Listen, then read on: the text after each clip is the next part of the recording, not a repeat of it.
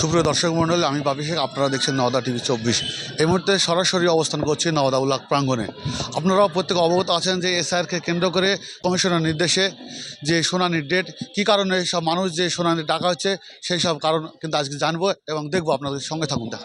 আমরা দেখতে পাচ্ছি যে প্রত্যেকে একের পর এক যে শুনানি, সেই শুনানি কেন্দ্র করে মানুষ কেন ছোটো থেকে বড় প্রত্যেকে কিন্তু ছুটে আসছে দুর্দান্ত। আচ্ছা আচ্ছা, আপনি কী কারণে এসেছেন আজকে এখানে? আপনি কী কারণে এসেছেন? আমি গেছি ভোটার তালিকা সংশোধন করার জন্য। আচ্ছা, কী সমস্যা হয়েছে আপনার? আমার সমস্যা হচ্ছে 2002 সালে আমার ভোটার লিস্টের নাম নেই, ওই জন্য আমি এসেছি। আপনি আগে কোথায় ছিলেন? আমি আগে ডিফেন্সে সার্ভিস করেছি। নাম নাই কেন তাহলে? নাম নেই, আমি ডিফেন্স থেকে আসতে পারিনি ওই সময় 2002-এ।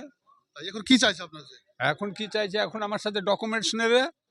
কি কি ডকুমেন্টস নিয়েছেন সঙ্গে? আমি ওই যে আর্মি বা সার্ভিসম্যানদের ডকুমেন্টস, পিপিওটাই আমাদের মেন ডকুমেন্টস। কাগজ কি দেখেছে আপনার? না, এখনো ডাকেননি, বলছে বিএলও এর মাধ্যমে ডাকা হবে। বিএলও কি এসছে আপনার? বিএলও এসছে, এখন যে এখানে চার্ট দিয়েছেন, ওই চার্টের মোতাবেক 5, 6, 7, তারপর 2017 217 নম্বরে আমার নাম আছে। 217 আসবে, তখন হয়ে যাবে। আপনার কাছে জানতে চাইবো যে অ্যাকচুয়ালি যে শুনানিতে ডাকা হচ্ছে মানুষকে, কি কি ডকুমেন্টস লাগছে?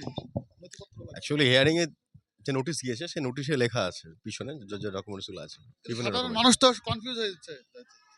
এতে কনফিউজের কিছু নেই, ভুল হতে পারে। হয়তো কারো 2002-এ বেশি বয়স ছিল অথচ নাম নেই, তাহলে ডিফেন্সে কাজ করছে, আর্মিতে চাকরি করছে, সেক্ষেত্রে হয়তো নেই। এখন সে পিপিও পেনশন লেটার দিয়ে দেখে নাম তুলে দেবে। এক্ষেত্রে কি কি ডকুমেন্টস চাইছেন?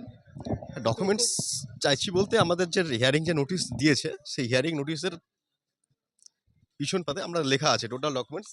হ্যাঁ, এখানে আমরা দেখতে পারি হিয়ারিং এ এটা একটা নোটিশের কাছে এখানে লেখা আছে, এই যে 1, 2, 3, 4 করে দেখাবেন। ক্যামেরাম্যান কাইন্ডলি দেখাবেন একটু।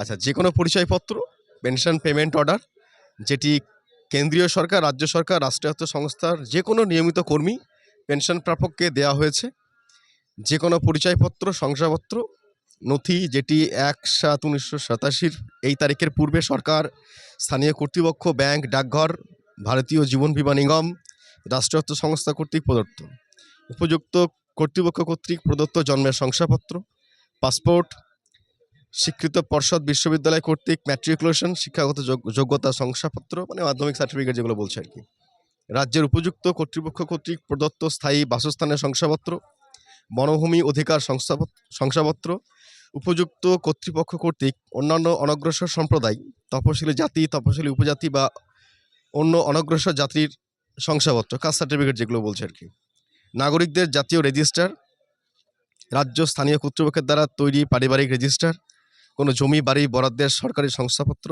আধারের জন্য কমিশনের 9/9/2025 তারিখের নির্দেশ নম্বর 23/2025 ERS ভলিউম 2 প্রযোজ্য হবে।